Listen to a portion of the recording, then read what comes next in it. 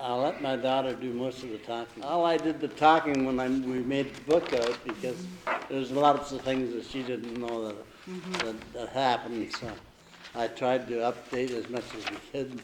But it took 4.5 years to publish it. But we've had 3 publications, so we've done all right. Yeah. I'm pleased to be here. Thank you, Enid, for inviting us here today. I certainly appreciate your interest in the Royal Oak history. My name is Colleen Marcel. I live in Duncan with my husband, Bob, and this is my father, Norm Pimlott. And Dad and I worked together for about 5 years to put a book together about the Pimlott family history. And I was just so delighted, but I had no idea how much joy that he would get from this book. So I'm a little emotional. I can't help it. It's just the way I am.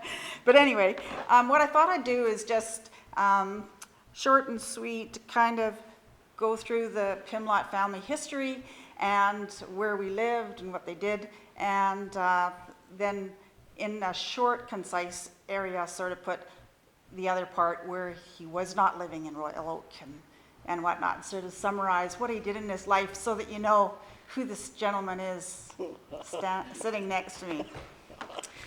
So I'm going to do some reading from the book, and the nice thing was we had to get this book together in a hurry because it was for Mom and Dad's 65th wedding anniversary. So it was really a challenge to get everything done. If you've ever put a book together before, it's a lot of work, and there's so much, it's such a learning curve. But anyway, I enjoyed it thoroughly. So I want to take a swig of water first. I want to just read a little bit about the history of Dad's family. And so I'll go just read what I think you might be interested in. And then if you've got questions, you can ask Dad afterwards, okay? Super. And I'm sure Dad's got a few notes himself, so he wants to mention a few people's names like Enid had mentioned that maybe some of you people know. So this is written in my dad talking, okay? Not me, but my dad, okay? So he's saying his dad was the eldest of 3 sons. He had 2 brothers, George Ernest Pimlott, born in 1876, and William Ewart Pimlott, born in 1886. Dad had his schooling, so he's saying his dad had his schooling in Manchester, England, and received an electrical degree in 1884, as shown on his electrical certificate. After Dad's mother passed away with consumption in March 1888, Dad decided he would immigrate to Canada, leaving behind his father, his stepmother, and his 2 brothers. On March 15, 1889, he left England by ship to travel to Canada. His younger brother, George Pimlott, followed Dad to Canada in 1894, while his youngest brother, William Ewart Pimlott, came to Canada in 1906 with the help of my dad and his brother, George. Dad had a slight build with reddish-colored hair and freckles and a long flowing mustache. He remained quite slim all his life. He was an extremely gentle, easygoing, honest man. Although he always said he was not a wealthy man, in my book, his wealth was in the good deeds he did for his fellow man.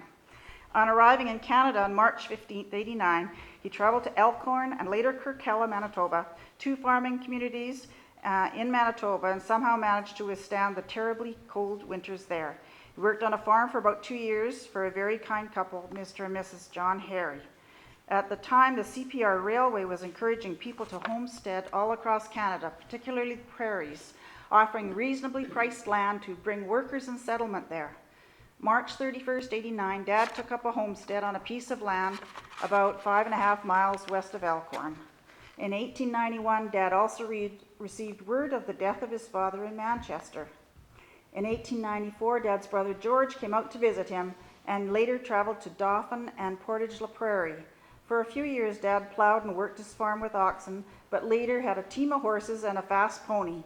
He became acquainted with other men and women in the district, among who were his friends George and Eliza Ann Rushby, who had purchased a farm in 1892 about 10 miles away, just south of Elkhorn. His fast pony came in handy when he came to visit a certain young lady who later became Mrs.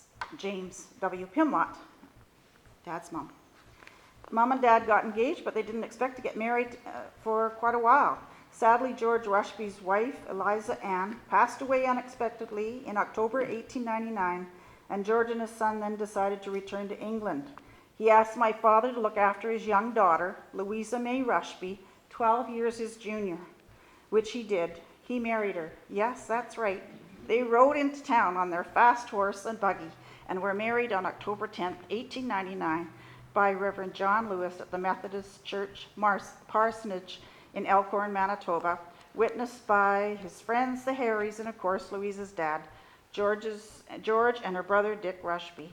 They did not expect to have a honeymoon, as it was a busy harvest time, but nature intervened in the form of a snowstorm that very night.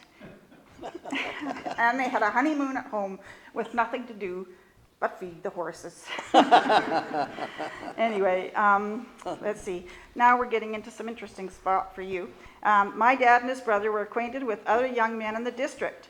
On an adjoining homestead, there was a young man from Northern Ireland named Robert Cuddy.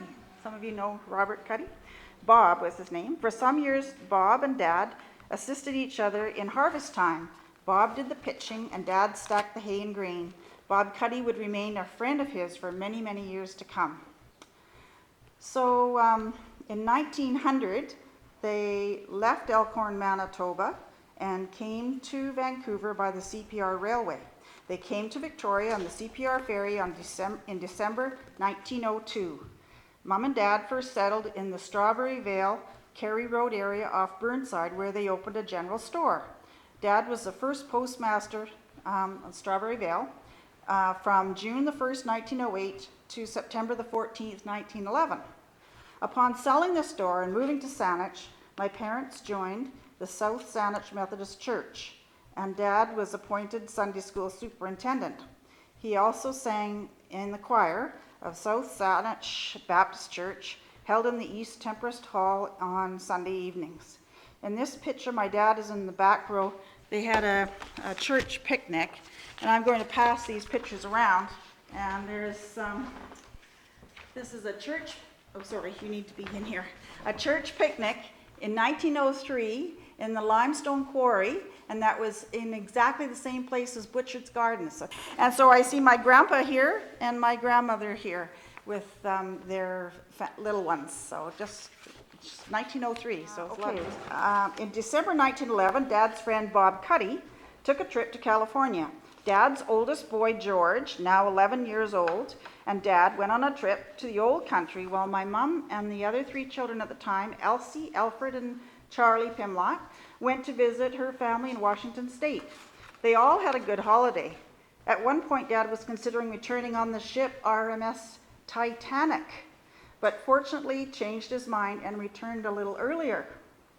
The Titanic sank on April 15th, 1912. So this book could have been a lot shorter. That's right. They moved to the Royal Oak area of Saanich in 1912 and purchased a grocery store known as the Royal Oak General Store. He then built a new building for the store near the Municipal Hall and went into partnership with his brother George. It became known as Pimlott Brothers, Royal Oak Grocery. They sold general merchandise, feed, groceries, hardware, and butcher shop meats. Dad was the only person I knew that could add up 3 columns of figures in his head and at lightning speed too. These wonderful family pictures can also be found on the very first pages of the Saanich Archives for the Royal Oak area. And so there's a picture there of the family outside the store, Dad's mom and dad, and the staff and whatnot inside, including Bob Cuddy, who was the delivered the post. And they all, so I'm just going into that now. With a horse and buggy. With a horse and buggy. And we have a picture passing around that actually shows Bob Cuddy on his horse and buggy. They also had the services of the Royal Oak Post Office in the store, initiating the new rural route. Rural Route number 1 designation for the Royal Oak area. This building still stands at 4520 West Saanich Road in Victoria. Dad became the first postmaster here on March 1st, 1912. until February 1st, 1923, and his neighbor Bob Cuddy was the first postman, a position which he held for many years. I remember my dad telling me many stories about the store. In 1916, Victoria had a very bad snowstorm. They lived in the house behind the store. Grandpa built that house as well. And so they lived in that house behind the store. One night, it snowed so hard in 1916 that the army was needed to dig them out in the morning. They helped dig a tunnel from the house to the store so that they were able to sell groceries and major necessities to the neighborhood. Otherwise, people would have had to go without. This store was the one and only shopping area in Royal Oak. Apparently, the snow was so high that my older brothers actually skied on barrel staves out of the second-story window. Biggest snowstorm they ever had, Yeah. 1916. In his spare time, after working many hours at the store, my dad loved to walk. He was a dedicated Christian man who never lost his faith and was a strong believer in the power of prayer. He would walk at least twice every Sunday from Royal Oak Store to Wilkinson Road, United Church, at 4274 Wilkinson Road, which he helped build with his friend George Pringle. A distance of 3 miles each way. Dad was deeply involved in all aspects of this church from 1905, when he became a member, to 1923, when they moved to Esquimalt. Dad was a tenor and sang in the choir for the Wilkinson Road Church. He had a lovely voice. He was also a member of the board for the church. He became a lay minister, was often asked to give sermons at other small churches in the area. Lake Hill for one. Yeah. On one of his walks in 1903, he took a shortcut through the field to the church. He walked through the tall grass and noticed a light fedora hat. When he looked around again, he saw the form of a man lying not more than 2 feet away from him. Back on the road again, he had the good luck to meet Chief Jailer R.J. John as he was driving by. Several effects at the site convinced Chief Jailer John that the body was that of a Mr. David Ferguson, who had mysteriously vanished 3 months before. A reward of $1,000 had been posted for information regarding the man's disappearance. However, after investigating further, Dad discovered the time had lapsed for collecting the reward. Wouldn't you just know it?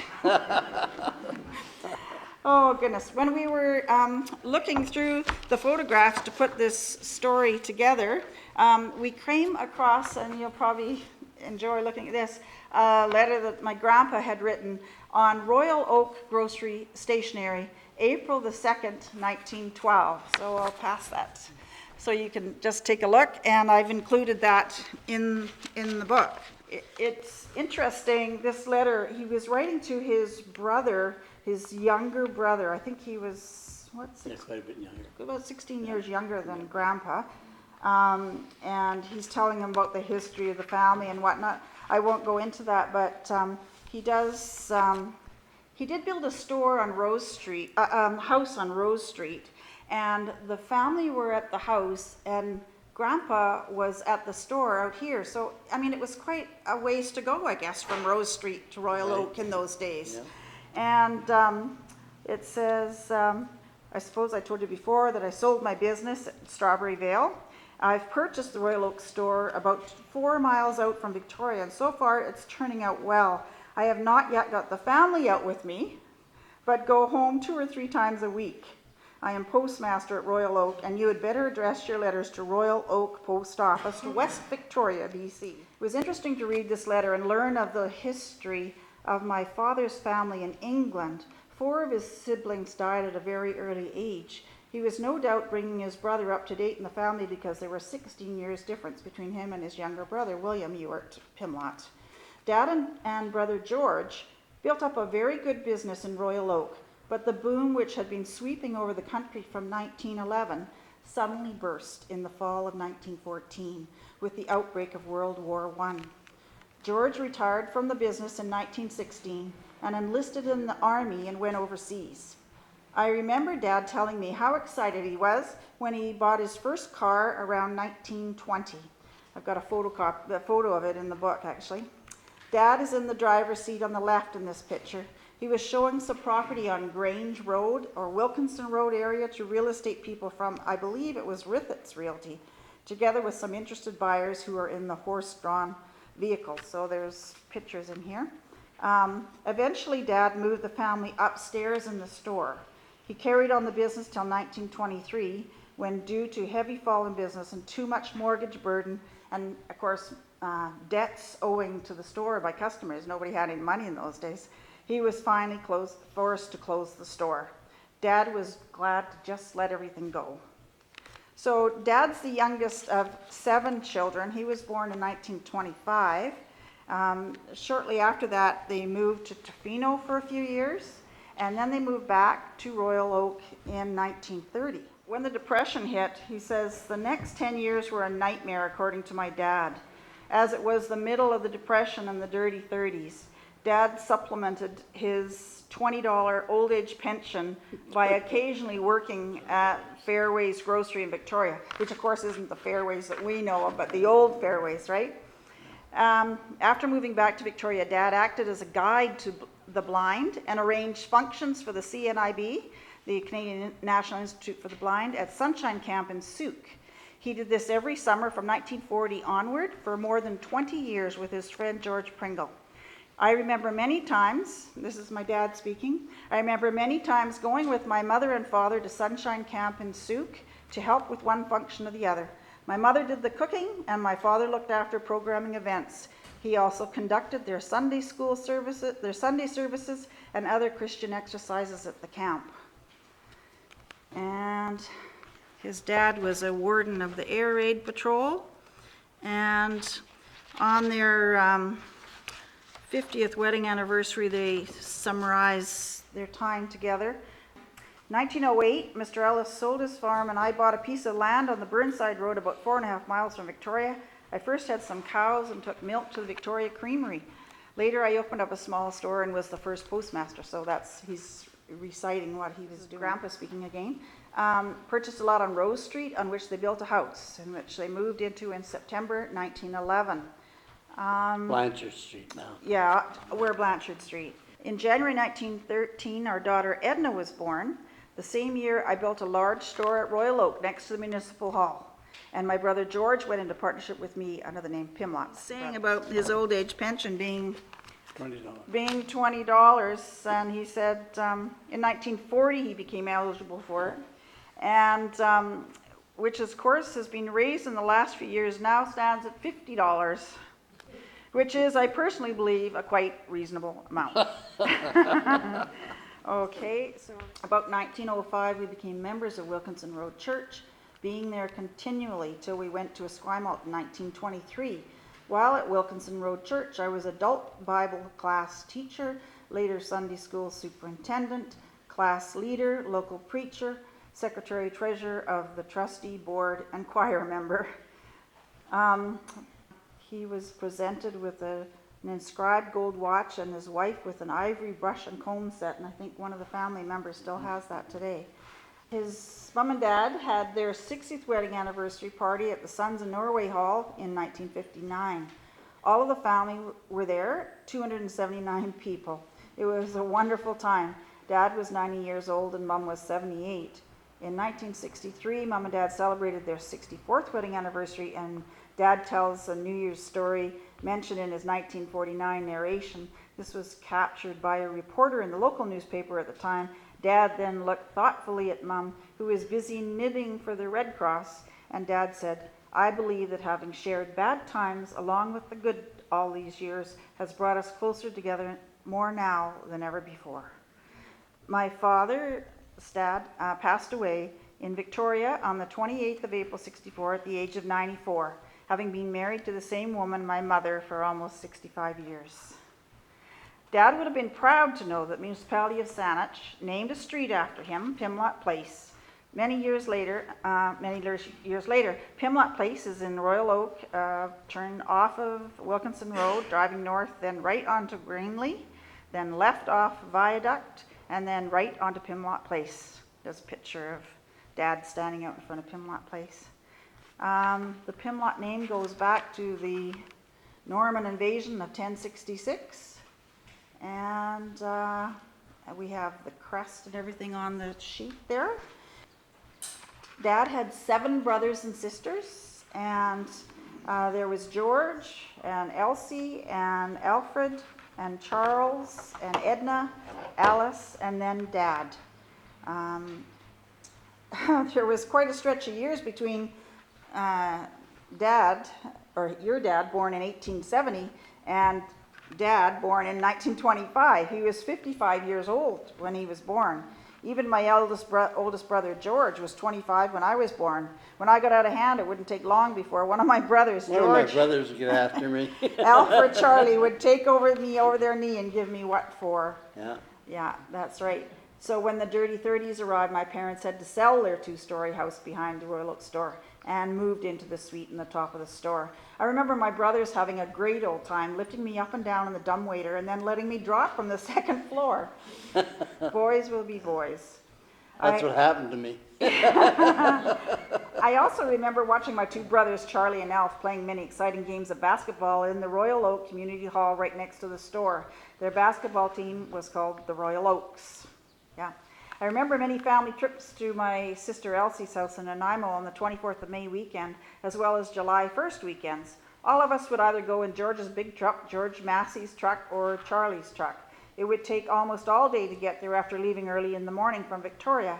There were always rock slides to clear along the road. We had to take extra tires to change along the way. The road was so rocky, we often punctured or blew out a few tires. There were no paved roads in those days.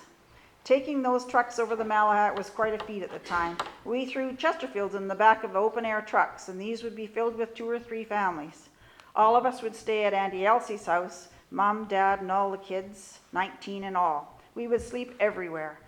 On the table, under the table, in the wood box, beside the stove, the small couch in the sitting room, on the 2 beds, and as a last resort, the bathtub.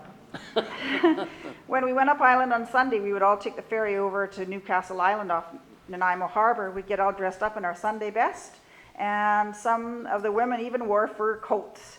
The men would carry the food and would have a picnic lunch in the picnic there. We played games like softball, had foot races, and even played horseshoes. We had a great fun with all the family. We would take the ferry back to Nanaimo and then begin our long trek home back to Victoria. My Uncle George and his daughter Gladys belonged to a marching band for many years in Nanaimo called Nanaimo Silver Cornet Band. This band is still playing in Nanaimo. Uncle George had his own orchestra, the Pimlott Orchestra. There's a picture of it here. This group started in the late 1920s and kept going until 1950s. They played the big band style music, which is great for dancing. They usually played at the Pygmy Pavilion dance floor, which is built on springs in Nanaimo on Saturdays. Friday nights they'd play downstairs in the Nanaimo Oddfellows Hall and also travel the northern part of Vancouver Island around Parksville and Comox and out to Port Alberni. Uncle George played the piano, and I have a picture of him practicing at my sister Elsie's house, and there's a picture here. Sadly, all of my brothers and sisters, Dad's saying, have passed away, and now I'm the sole surviving child of James William and Louisa Mary Pimlott. Thank you. He went to war and was in the services in the Navy and survived the war, so he's a veteran. He experienced almost being swept away to sea, and his friend George Beatty caught him and saved him so he did not die at sea. And again, this book would be a lot shorter. And then another situation happened during the wartime is one of the depth chargers came loose in rough seas, a 350-pound depth charger, and it ran over his ankle and squished his ankle. So 1945, he was sent home to have to recuperate from this and had to have a walking cast installed. And so he was off for about a month, and then he signed up for Japan as well, and then of course the bomb was dropped, so he didn't have to go. So he after the war, he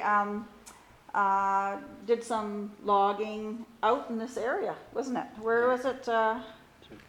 Souk area. Anyway, and with his money that he got from the war, you know, establishment. Reestablishment Yeah, credit, credit. yeah. He bought some land. And Property they were out in Burnside. Yeah, he bought the land and was logging it and thought he better have a partnership drawn up. So he went to Monteith, Mr. Barclay Monteith's office, and this helpful secretary helped him out, and that's what I ended up doing too, as a legal secretary. Anyway, Mom helped him do whatever he had to do, and he signed the documents in front of the lawyer, and da-da-da-da. He's walking down the street one day, and he says, "Haven't I met you somewhere before?" to this lady. And She said no, and she stuck her nose up in the air and walked off. She thought I was trying to pick her up. oh goodness. He said that he knew he'd seen this girl somewhere before, but couldn't remember her. Haven't I met you? No. Later she informed me her name was Ruth Henderson. She lived on Gorge Road area. She was legal secretary from the office where we had our partnership agreement drawn up. I thought at the time she was a rather attractive young lady, and I wondered if she would ever think of going on a date with me. I found the courage to ask her, and I said I was supposed to be going to a dance with my girlfriend on Saturday, but she's mad at me. So would you go with me if she won't? What a way to ask, eh? With that, for whatever reason, she just walked away. I took a chance a few days later and phoned her house and left a message with her mother, who was really nice to me.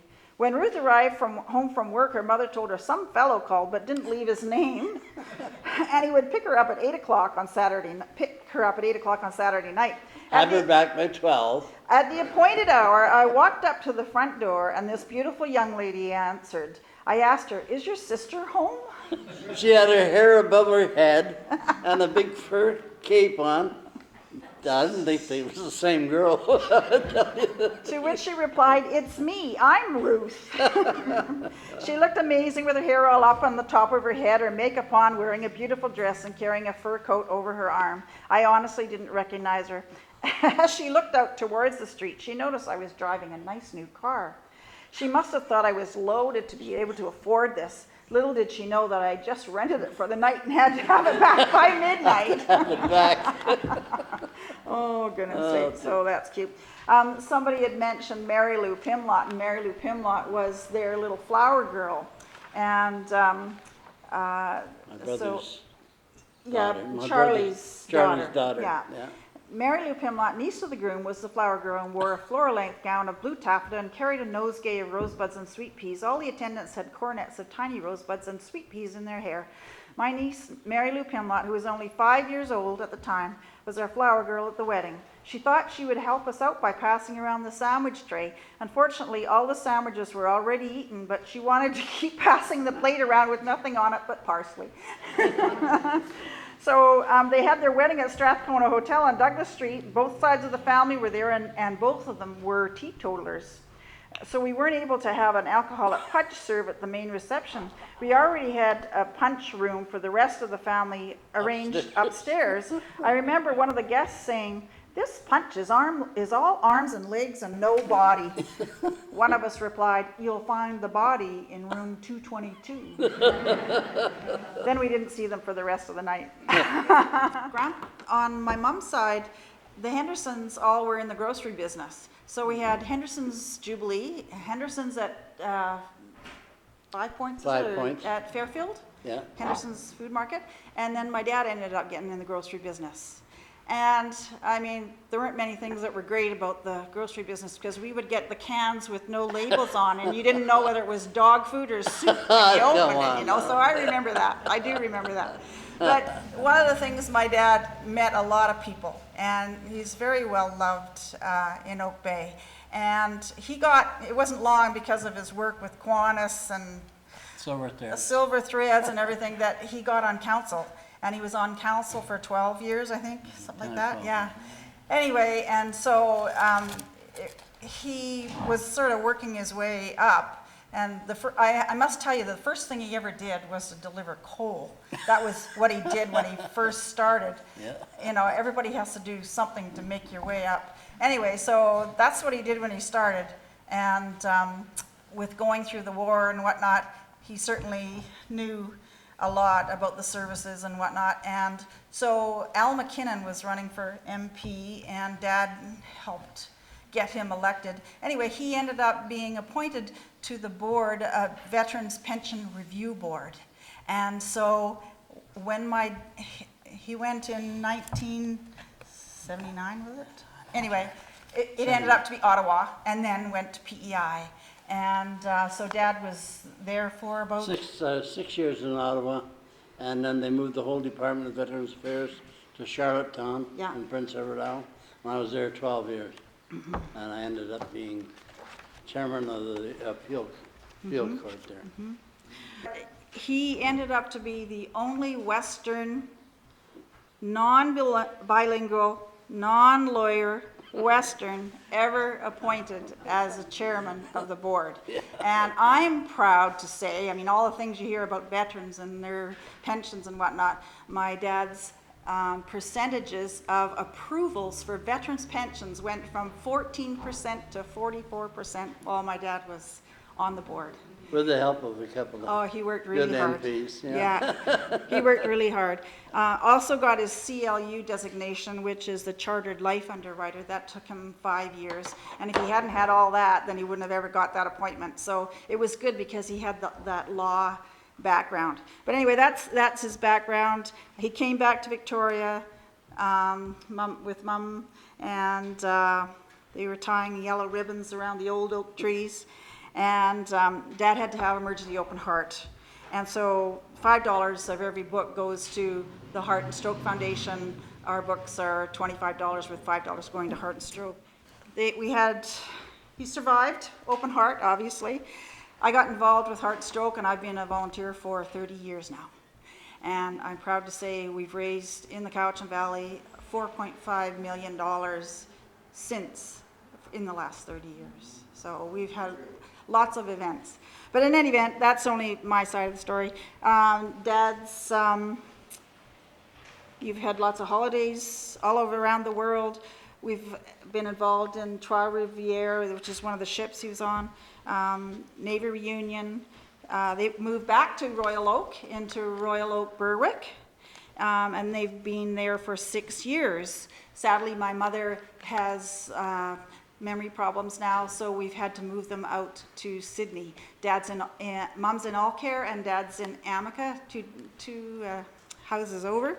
So he can see her every day. We just came from there, actually. We tried to get this book together for the 65th, which we did. We were successful. Now I know what it's like to write a book and put it together with Dad's You don't want to do help. another one. Yeah. Anyway, this is our third printing. We've donated $1,100 to Heart and Stroke Foundation already. And I just want to read one little quote, and then I'm done, and you can ask my father any questions. Maybe some of those things that I mentioned are bringing up questions for you. I just want to read this quote from Lydia Millett from the Globe and Mail, September 23rd, 2006. "When we die, if we leave behind written accounts of ourselves, we can still talk to the living on down through the years." And that's part of what we've done is put notes to the family, basically what to do to be successful in your life in the back chapter. So all of our children have a copy of the book, and certainly thank you for inviting us today. But Dad, you've got some notes about some people, and I'll shut up now. Thank you. Well, it was just a few people that I can remember. Been away for a while, so I'll, oops, not falling apart of me. But I thought that I remember the Quicks out here and the Whiteheads, the Vals, the boys that used to ride the bikes, 6-day or the bike race into Victoria, the Campbells that used to be out here. My brother married Jean Campbell, and there was Gert and Gladys. I think they were twins. Yeah. Yeah, and the Masseys, who had the gas station in Royal Oak, the Buster and George, and my sister married George Massey. There was the Haywoods that used to look after some Spanish affairs. And George Pringle, of course.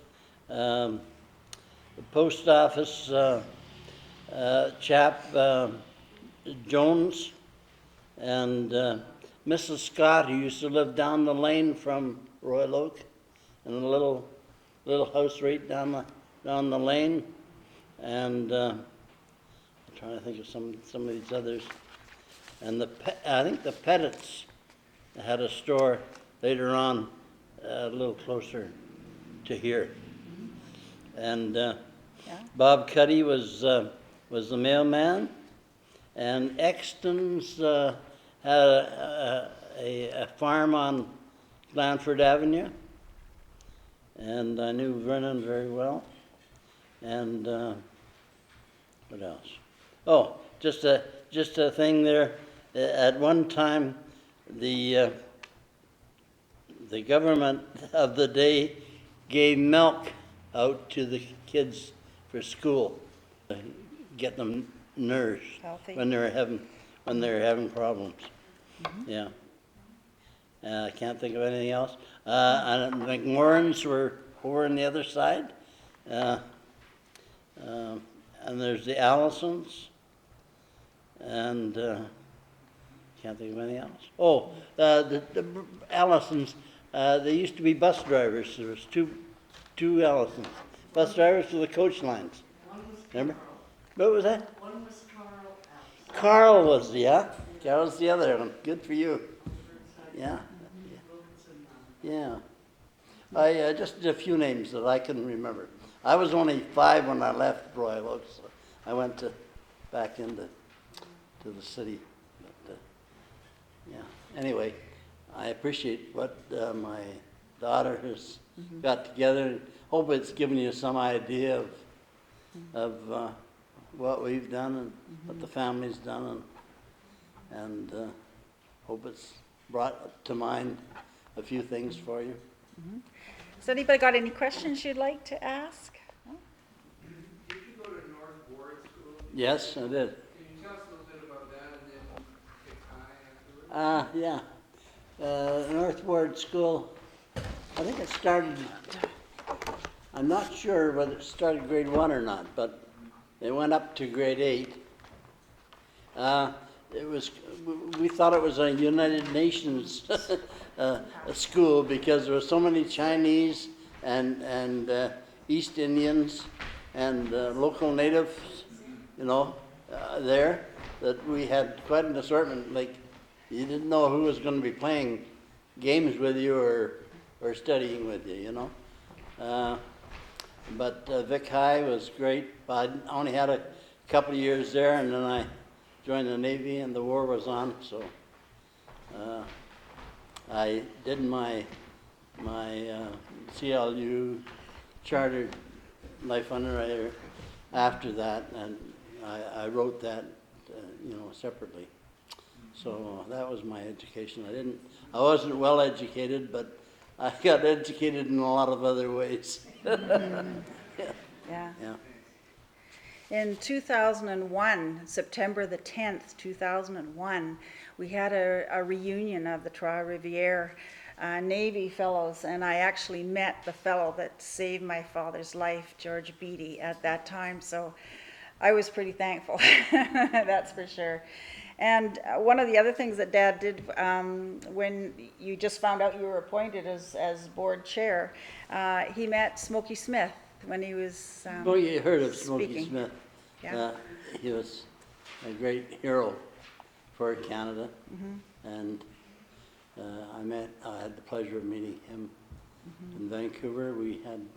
I guess we had about 25,000 of the Legion members there. And it was quite thrilling to have it all. Anyway, that gives you an idea what the book is like, and some parts of it you most likely wouldn't want to read, but there's other parts that you might be interested in. Certainly a sense of humor right through the whole thing. We tried to keep it light. Yeah, yeah, for sure. So Norm, is that Smoky Smith Crescent, just up above the Pipeline Road, is that the name for him? Yeah, it is. Yeah, I don't know what that is. yeah, he was a great hero, actually. Yeah.